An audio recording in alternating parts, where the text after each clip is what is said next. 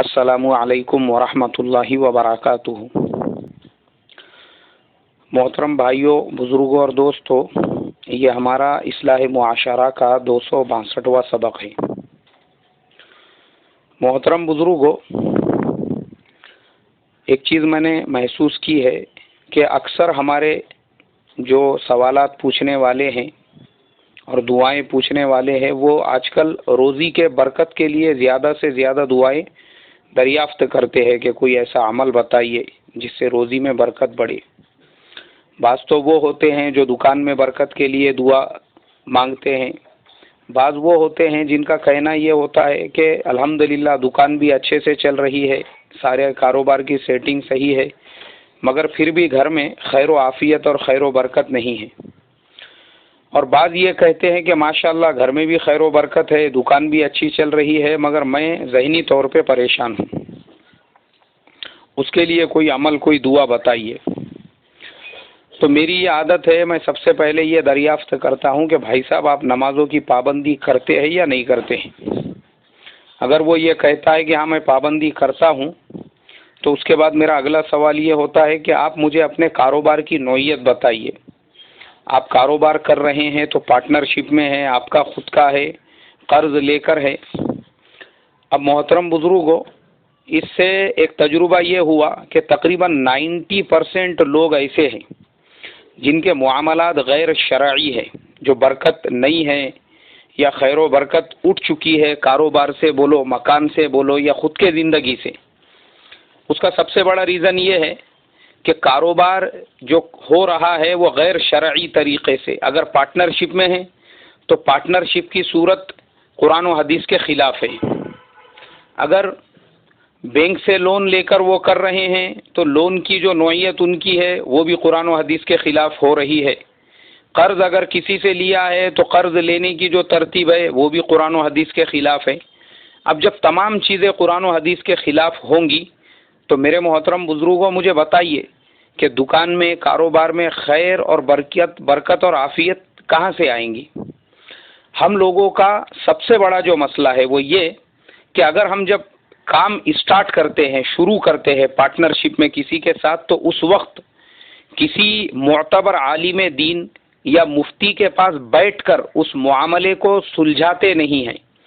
ہمارا کام یہ ہے کہ جب ہم پارٹنرشپ میں کوئی کاروبار شروع کر رہے ہیں تو ہم کسی عالم دین یا کسی مفتی کے پاس میں بیٹھ کر پہلے وہ مسائل دریافت کرے کہ بھائی پارٹنرشپ کے ہم جس طریقے سے معاملہ کر رہے ہیں یہ شرعی ہے یا غیر شرعی ہے، اور اگر یہ غیر شرعی ہے تو اس کو شرعی بنانے کے لیے آپ ہمیں ترتیب اور طریقہ بتائیے۔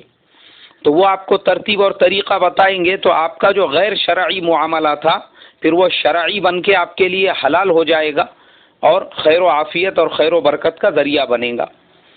لیکن ہوتا یہ ہے ہم اسٹارٹ میں کام شروع کر دیتے ہیں اور رننگ اور رولنگ سب چلتے رہتی ہے، لیکن جب لاس ہونا شروع ہوتے ہیں اور خیر و برکت نہیں ہوتی ہے، اس کے بعد ہم رجوع کرتے ہیں علماء سے، پھر مفتیوں سے، اور پھر ان سے پوچھتے ہیں اور دریافت کرتے ہیں کہ بھئی خیر و برکت اور عافیت نہیں ہے، اس کے لیے کوئی نسخہ، کوئی فارمولہ، کوئی عمل، کوئی دعا بتا دیجئے۔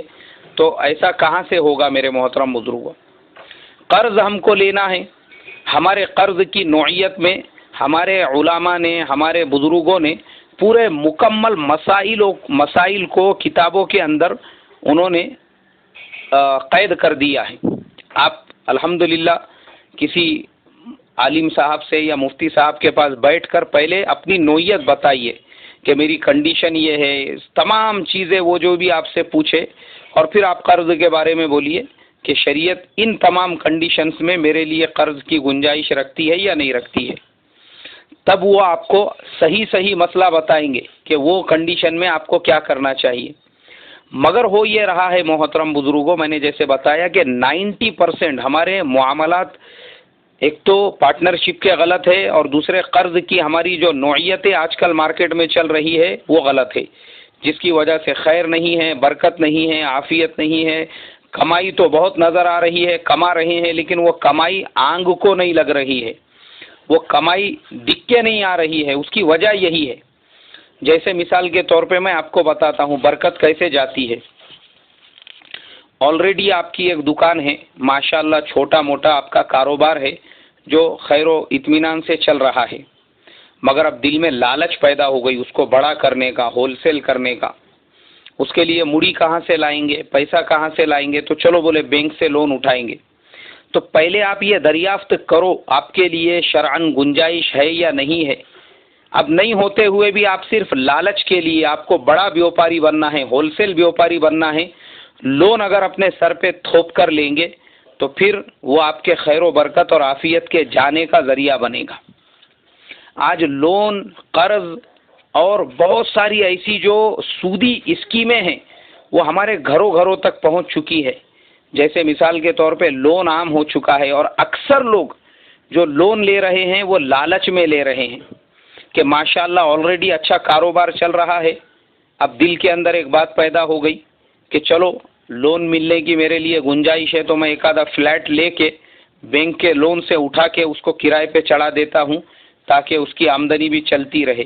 تو یہ لالچ کی وجہ سے ہو رہا ہے جو صراحتاً آپ کے لیے حرام اور ناجائز ہے. اب اس کی کمائی جب آپ کے حلال کمائی میں مل جائے گی تو اس کے اثرات تو ہونے ہی والے ہیں، پھر کہاں سے خیر و برکت اور عافیت آپ کے گھر میں اور آپ کے تجارت میں باقی رہیں گی. تو ذرا ذرا بات پہ سے لوگ لون اٹھا رہے ہیں لالچ کی وجہ سے. اگر ایک فلیٹ ہے اس کو 2 کیسے کروں، 2 ہے تو 4 کیسے کروں، مکان اگر ہے تو نیچے زمین کی سطح کا ہے 1 فلور کا تو اس کو 2 اور 3 فلور کر کے اوپر کے حصوں کو میں کیسے بھاڑے کے اوپر چڑھا دوں. یہ لالچ کے اندر لوگ آج بینکوں کی طرف رجوع کر کے سودی قرض لے لے کر میں دیکھ رہا ہوں ان معاملات میں پھنسنے کی وجہ سے بہت سارے لوگ ہارٹ اٹیک کے مریض بن کے اپنی جانوں سے ہاتھ دھو رہے ہیں.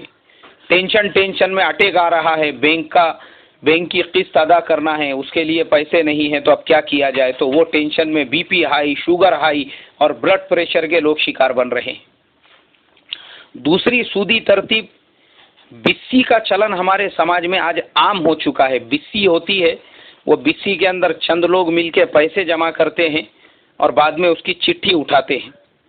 اس میں اگر چٹھی والی ترتیب ہے وہ تو جائز ہے، اس کے اندر تو مجھے لگتا ہے شاید کوئی کسی کو رتی برابر بھی اعتراض نہیں ہے کہ بھائی 10 لوگوں کے پیسے جمع ہوتے ہیں، ایک کا نام نکالا جاتا ہے، جس کا نام نکلا وہ پیسے استعمال کرتا ہے. یہ صورت تو صراحتاً جائز ہے، اس میں کوئی یعنی حرج ہی نہیں ہے.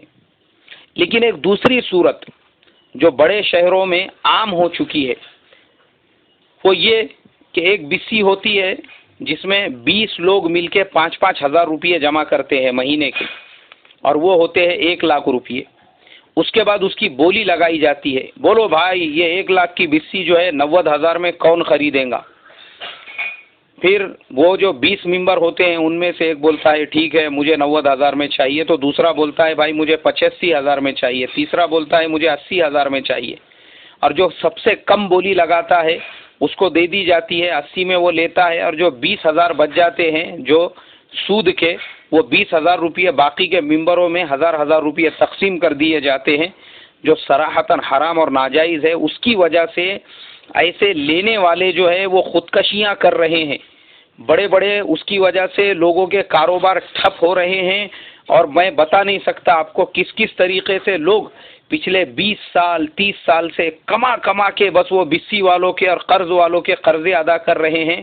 ہمارے مہاراشٹرا میں پچھلے ہفتے میں ایک نوجوان نے صرف اس لیے خودکشی کی، اس نے 2,000 روپئے ایک ساہوکار سے سود کے اوپر قرض لیے تھے جس کا سود 15,000 روپئے وہ ادا کر چکا تھا، مگر وہ 2,000 روپئے ویسے ہی باقی تھے، اور ذہنی پریشان ہو کے اس نے خودکشی کر لی. اور تیسری جو صورت ہے محترم بزرگوں، آج کل بچت گٹ عام ہو چکے ہیں، چھوٹے گاؤں میں چھوٹے دیہاتوں میں بچت گٹ بنے ہوئے ہیں.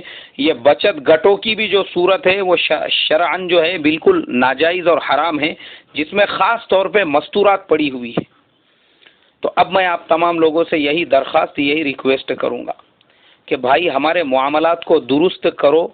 لالچ میں، کروڑ پتی بننے کے چکر میں، بڑا آدمی بننے کے چکر میں شریعت کی حدود کو مت انگالو، مت شریعت کے حدود کو پار کرو، ورنہ ہماری جو آدھی روٹی سکون و آرام اور اطمینان و چین سے مل رہی ہے وہ آدھی روٹی بھی سٹک جائے گی.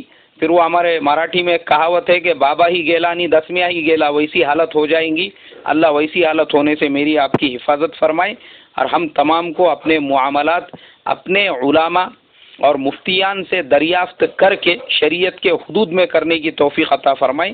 السلام علیکم ورحمۃ اللہ وبرکاتہ.